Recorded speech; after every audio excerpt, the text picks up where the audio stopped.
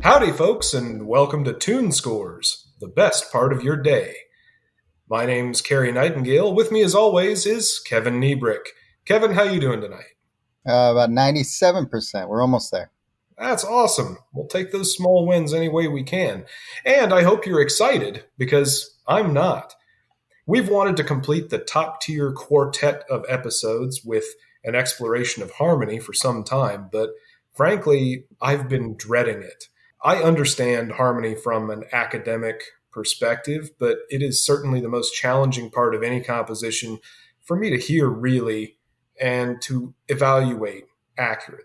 Well, one thing I usually don't like in evaluating harmony is just alternating between two chords.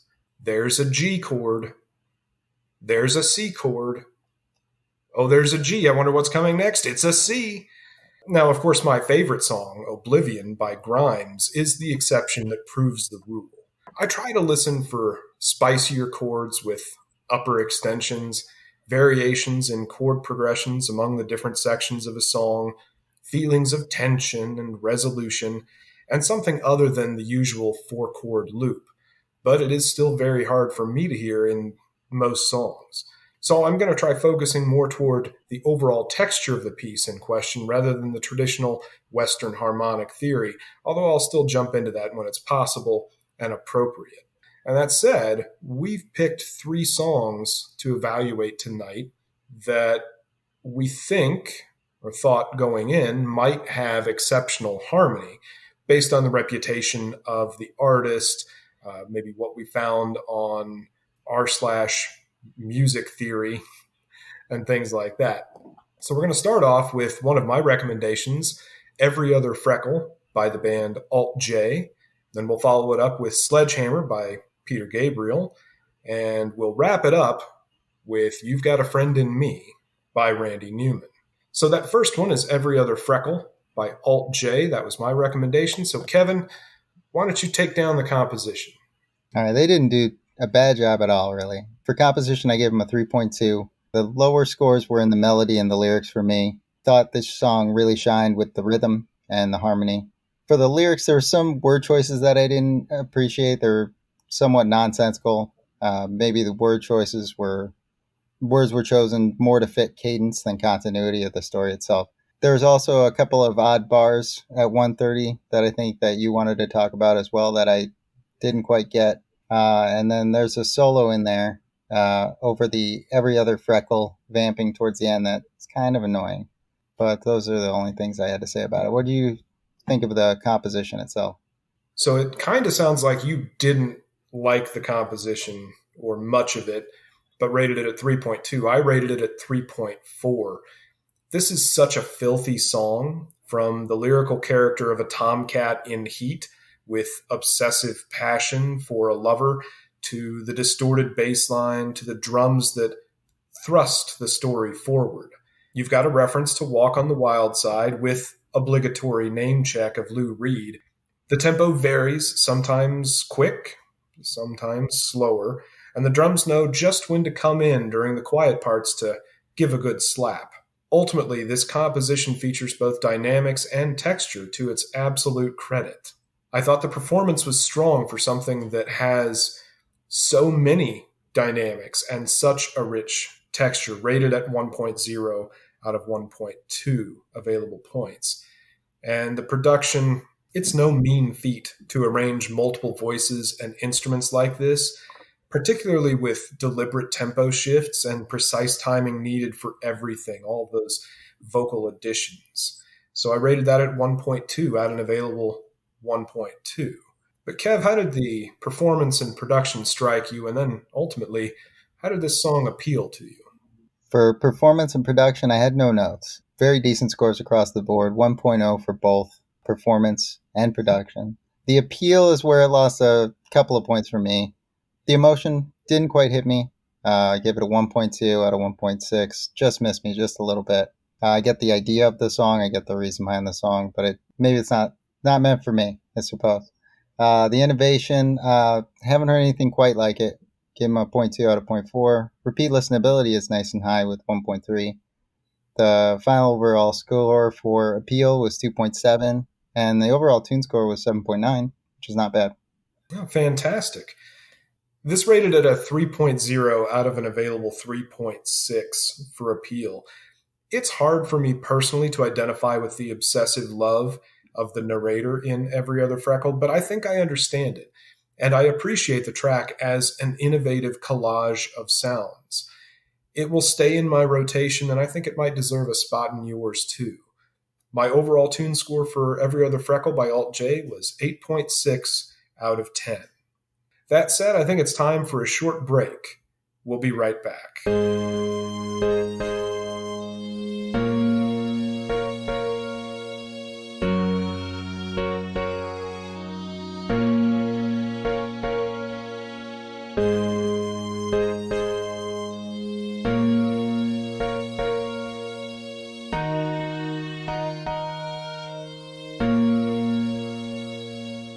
Howdy, folks, and welcome back. I'd just like to remind everyone that we have selected these 3 songs, and we invite you to go give them a listen. They're all updated on our TuneScored Tracks playlist on our official YouTube channel. Let us know what you think when you've come back to the podcast. For our next song, we've got Sledgehammer by Peter Gabriel. This was a suggestion technically of Reddit, so I'll go ahead and prosecute, and then Kevin, I'll let you defend. I'll begin, as always, with the composition. All the elements work really well together here. The rhythm is probably the real star. The way the horns punctuate the hook by stabbing right after I'm Gonna Be and right before Your Sledgehammer is most likely what makes it so memorable. There's a lot going on, but it never sounds too busy, which is a hallmark of good harmonic texture. Lyrically, I could lose the fruitcake verse and be entirely okay with it. The first verse I thought was excellent, as is the chorus.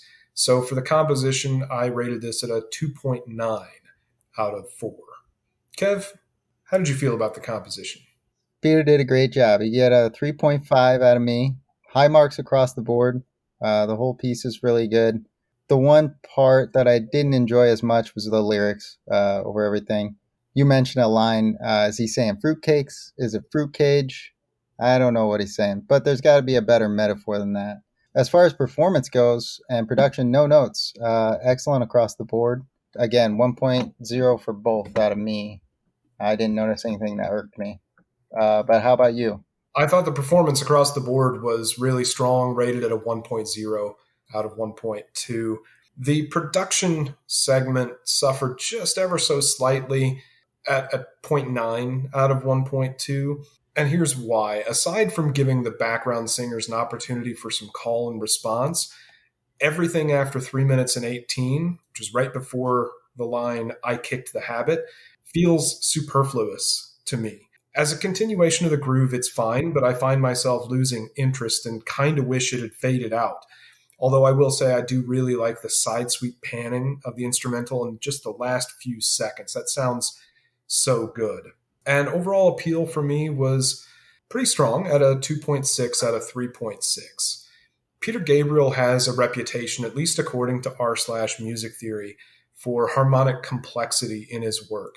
Sledgehammer doesn't disappoint in that department, but I think there are better examples. And in my personal opinion, we're highlighting 2 better examples in this very episode.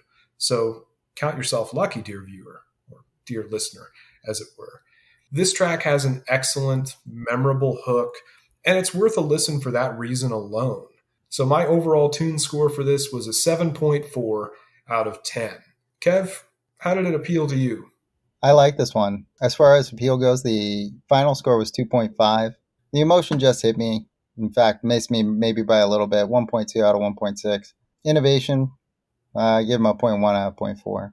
There's a little bit going on here that I haven't heard before. Repeat listenability is pretty high, 1.2 out of 1.6. My final tune score for Peter was 8.0. Oh, so it sounds like Sledgehammer is a song that's worth a listen. And that said, I think it's time for another short break. This one's brought to you by Downtown Abbey. She's not the only sex worker near City Hall, but she sure is the mayor's favorite. We'll be right back.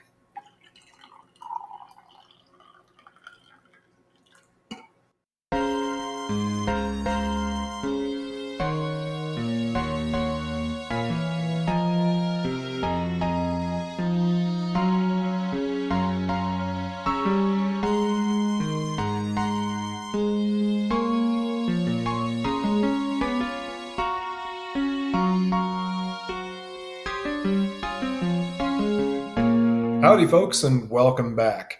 For our final song that we think might just have top-tier harmony, we've actually got perhaps the filthiest of the bunch. It's Randy Newman with You've Got a Friend in Me. This was, I don't know how we came up with this, actually, so I'll go ahead and defend it. Kevin, if you would kindly take down the composition. So this actually was probably my favorite out of the 3 songs we listened to this week. Randy got a 3.6 out of me for this one. I think the standout here is the harmony. I think that we nailed it, however we came upon this particular song. There's a lot going on. There's melodies, there's counter melodies, there's layers on top of layers, and really it's just one guy behind a piano. The one thing I didn't like about the lyrics was that we heard the hook about 39 times. Subtle. How did you feel about the composition? Very nearly the same at a 3.4 out of an available 4 points. I could easily see someone playing this song as just piano and vocals because the version by Randy Newman I stumbled on was exactly that. And that's amazing. That's a great way to show how well a composition can stand on its own. It doesn't hurt that Randy Newman is apparently a highly talented pianist, but that's what we got. There is another version I did listen just for the sake of listening. I think it was on the Toy Story soundtrack, which I've never actually seen any of the Toy Story movies. Don't at me. It sounded like it had very much the same composition and the same elements to it, just played on different instruments rather than just on the piano. The lyrics and the melody are so stunningly simple, but they belie some very interesting things in the harmony. It's pretty rare for pop songs, and maybe I'm using pop song as a pretty generous qualifier for Randy Newman's You've Got a Friend in Me, but it's pretty rare for a pop song to use augmented or diminished 7 chords, but they're right there.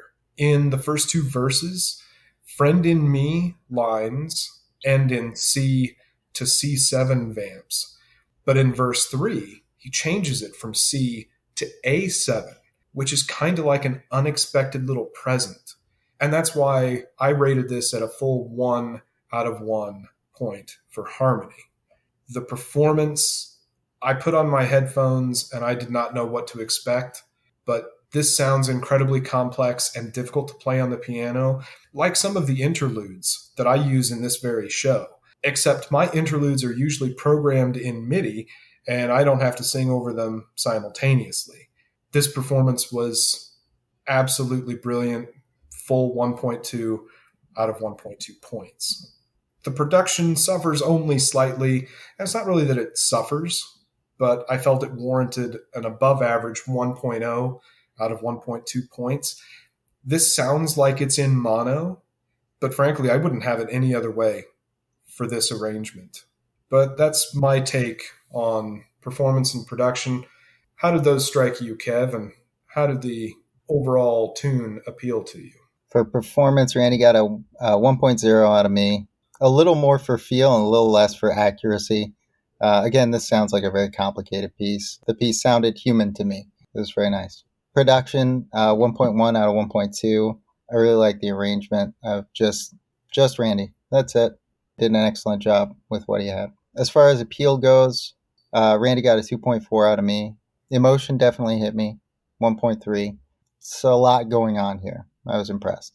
Repeat listenability, 1.0. Pretty decently, a little bit high. But final tune score for me was an 8.1. So it was the highest scoring tonight.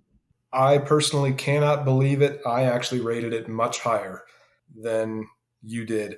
The appeal for me was at a 3.1 out of 3.6. Having never heard You've Got a Friend in Me before this, I was not pleasantly surprised by it. I was blown away by the piano chops and how effective the melody and lyrics were and how complex the harmony was. It's not at all what I usually listen to, but this track might just be going into my regular rotation. I rated it 8.7 out of 10 points for the TuneScore. I think it leaves us with the question, what is the best harmonically rich song out there? What is it? You tell me. Well, I could say just about anything by the Beatles. or Steely Dan or certain jazz tracks, but that would be cheating. So instead, I'll tell you it's Midnight at the Oasis by Maria Moldauer. Never heard of her. You've heard Midnight at the Oasis. No, I haven't. Let's do it. It's kind of a dumb song. Awesome. It's like very 1974. What makes it dumb? The lyrics.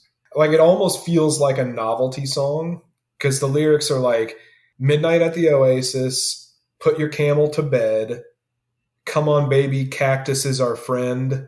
We'll do 3 dumb songs. And I get to pick 2. If they're dumb songs, you might as well pick all 3. I mean, most of the songs I like anyway. Well, I think we've covered quite a lot of what it takes to have good harmonic texture. If there's any lesson out of this, Kev, I don't know if you would agree, but I would say the most important thing about what chords am I playing to go along with the words that I wrote, the most important takeaway is make sure it fits. Try some different things out. And I personally used to start writing a song by thinking about what chords to use. They're important, but I don't think they're start your songwriting with important, if you know what I mean. I would much rather start with a melody and then harmonize behind a strong melody. What do you think, Kev? It's reasonable. I like a structure, so I'd love to have those chords behind me, but I do believe that, yeah, that's the most important part in the beginning for me is to find that melody, something new, something you haven't heard before, and then try to harmonize with that, and the rest will kind of fall into place. I think that's a good point that you made. Interesting take. Well, we've covered a lot, and I think this would be a good time for us to end. If you want us to take a look at and give TuneScores to total composition songs, top tier composition songs, things that would rate really highly in each of melody, lyrics, rhythm, and harmony, comment down below.